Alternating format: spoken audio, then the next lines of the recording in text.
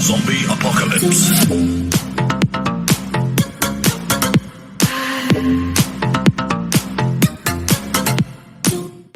Alright, what is going on, you guys? Bastion Waijo here, and I'm really excited for two things.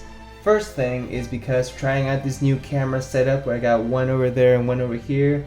My amazing girlfriend got me this camera over there, so we'll see how that works out.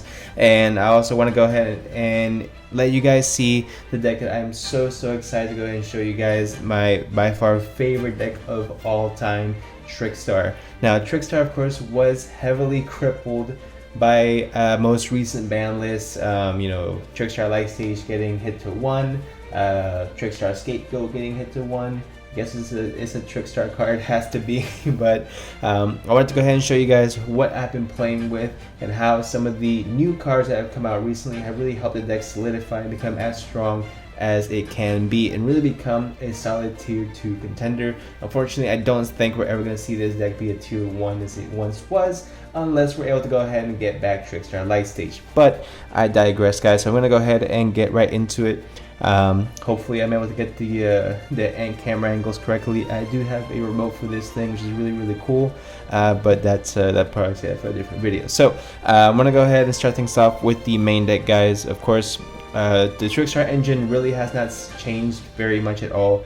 It's pretty much all the same, as in play style, but you play different hand traps, more hand traps, as you once did, just because you don't have that light stage space.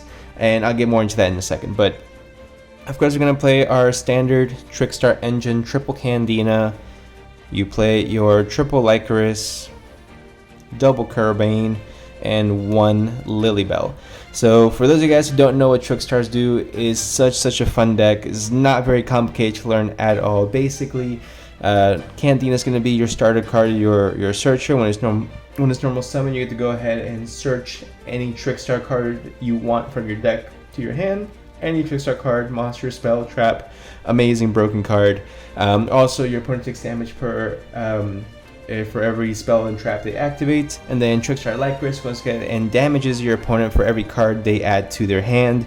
Carbane's the only one that doesn't do any effect damage, but it's amazing 2k beat stick, and it also acts like an honest where you can go ahead and discard it to go ahead and add 2,000 points of damage to your Trickstar monsters. Absolutely broken card. And of course, Lilybell for that recursion, you can go ahead and attack directly with her, and it's such a good card. I would never gonna go ahead and change any of this Trickstar engine, maybe add a third Carbane. But literally every other Trickstar monster is absolute garbage and doesn't merit playing in a competitive setting. I would still play Link Stars, so Trickstar Link deck, for fun, but I would never play in a competitive state unless we get some better Link monsters. But that's what we got as far as Trickstar monsters goes. Not try to take too much into it. Of course, you play triple of your Trickstar, Droll and Lockbird. Droll and Lockbird, such a good card in this deck. Of course, you had that degeneracy with the Reincarnation Droll combo, so you can never play that at any less than 3. You got triple Ash Blossom Joyous Spring, double Nibiru, and your triple Gamma with the 1 driver. So in total right now, you're playing 3, 6, 9, 11 hand traps that are monsters. I do play triple Impermanent here as well, so technically you are playing 14 total hand traps in your deck. And this deck, it really has the space for it, because really as long as you see one Trickstar monster, you're going to continue doing damage to your opponent, and the rest of your entire hand is just to stun your opponent. And that's part of why this deck is so strong, is that literally all you need is one card. You don't even need to do anything with it. Just summon it, let your opponent burn, and that's it, right? So, of course, we do have to play, unfortunately, we do have to play Dragoons in this deck, guys. So you do play the 1 Dark Magician and the 1 Red Eyes Black Dragon. So the reason why I had to play Dragoon in this deck is that Trickstar is a very easy engine to go into Verte. You summon out Candina, search Lilybell, special summon Lilybell, Verte. Send the Red Eyes Fusion, make your Dragoons.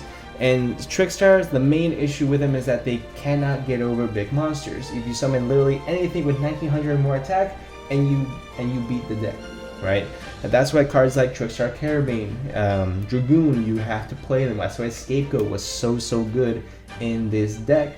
is strictly just because it was able to go ahead and allow you to have a big body on board. Back in the day, it was Borreload Dragon. Now you have Axis Kotalker, Boral Sword, all these different monsters, guys. We don't get too crazy with the pricing, but I do want to go ahead and show off the, of course, extra deck in just a little bit. And that's going to be it for the monsters you play, guys. Very heavy monster lineup, but it's pretty much heavily dominated by hand traps, of course. So we have that. Now time for the spells, right? So you play 1 Trickstar Light Stage. Unfortunately, it is at 1. Your 1 Terraforming and your 1 Mystic Mine. Mystic Mine is so freaking good in this deck. It's absolutely unreal. If anything, I am thinking about playing more Mystic Mine, just playing Mystic Mine Trickstar Burn. Just because you have so much control, and really all you need is just 1 monster, and you continuously deal damage to your opponent as they play, and they get punished for playing the game. That's what makes Trickstar so good. That's why Mystic Mine is such a great card in this deck, and the fact is you can easily get your monsters on and off the board. So you know, it's such an oppressive card indeed, but it's a card that's really definitely good in this deck. Now this I might get a bit of backlash on, but I've been playtesting it, and I think is definitely the correct way to play. Is of course after these I do play triple Pot of Extravagance and double Desires. I am waiting for my 3 Extravagance in the mail. I've been playing it online. Don't hate too hard. Now, this is supposed to be 3 Extravagance and 2 Desires, right? The reason why I play the both Extravagance and Desires is that if I don't see a Trickstar card in my hand, I can't do anything. So as long as I get to draw further into my deck, it allows me to go ahead and be able to reach anything to go ahead and help me either combo into either a Trickstar monster to do damage or just more hand traps, so you really don't lose out on anything. I've seen some people who just play who will play Dragoons and just play Desires because they play Dragoons in the extra deck. Well, that's ridiculous, because if you play Desires, you could also easily banish a Dark Magician, a Red Eyes, or your Red Eyes Fusions. Either way, you might miss out on one of those pieces, but the point is to be able to go ahead and get through your deck as quickly as possible.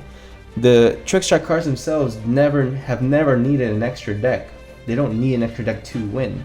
They can do without resources in their deck as well. As the only real deck that I would consider playing both of these cards in. So you want to play triple Pot of Extravagance if you can afford it, and then double Pot of Desires. Definitely think is the correct way. That way you never you minimize the chances of yourself seeing a dead hand. And to wrap it up for the spells, you play 1 Upstart Goblin, 1 Scapegoat, of course. Scapegoat still a very broken card in the deck, and your 1 Red Eyes Fusion for your Dragoons package. Now, after that, that's pretty much it for the spells. Now it's up for the traps. Very simple trap lineup, guys. Doesn't get too complicated. Triple Reincarnation and triple Infinite Impermanence. If you have not read Reincarnation yet, for any of newer players or players who just haven't seen this deck in a while, if you just read the first line of this card, it's absolutely nuts. Banish your opponent's entire hand. And if you do, that alone is insane. You get to banish your opponent's entire hand for free and get rid of their resources, which means you can just have so many interruptions. If they search something, you can go ahead and just chain Reincarnation and banish it forever. It's such a good card, such an impressive card. And of course, you play your triple Impermanence to be able to go ahead and suppress your opponent even more. But what's really good about Reincarnation, it's the fact that you can banish it to special summon another Trickstar monster, and that plays along with a lot of our extra deck, which I'll actually go ahead and show you guys right now. That's pretty much it for the main deck. Now for the extra deck, I play 1 Trickstar Holly Angel, 1 Trickstar Devaris, really cool support card that came out recently. I played the double Link Spider with the Mrs. Radiant for the Scapegoat plays. Again, if I banish it because of my extravagance, it's okay. It's not going to be the end of the world. I still go ahead and make at least one of these, or I'll be able to make something else, right? I have 1 IP Masquerena, 1 Nightmare Phoenix. Let me just go ahead and push these a little bit more. 1 Nightmare Phoenix, 1 Salamangreat Almirage, the Pertaplant Verte, Appaloosa, Topologic Bomber Dragon, Mekk Knight Crusadia Avermax, Borreload Dragon, Topologic Zero Boris. Now, Zero Boris is absolutely the most blowout card I've ever read that can work so well with Trickstar, because basically all you gotta do is summon this guy, and say your opponent does anything that might threaten you, you banish a reincarnation from your grave, special summon a Trickstar to anywhere this points to, and you banish everything on the field. It's basically a Zeus before Zeus even existed.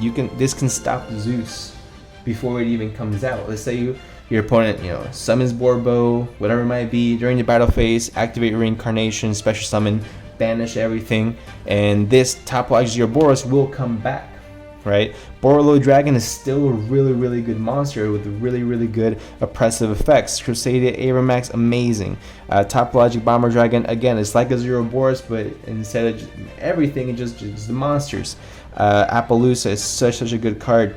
You don't really need to play Access Code Talker, you don't need the Borosaur Dragon in order to be successful. I think these cards do enough by themselves, and the fact that they've gotten reprinted makes them very affordable for any player to go ahead and reach out right now. But of course, we do go ahead and end the extra deck with the 1 Red Eyes Dark Dragoons.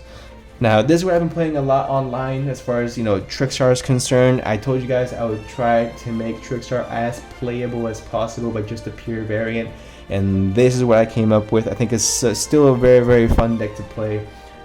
It's still going to be my favorite deck of all time. I really hope eventually they will get Trickstar Light Stage off the ban list so I can go ahead and play this at full power again. I know Scapegoat's not coming back because that card's way too broken with links. It's pretty much a link cross if you really think about it.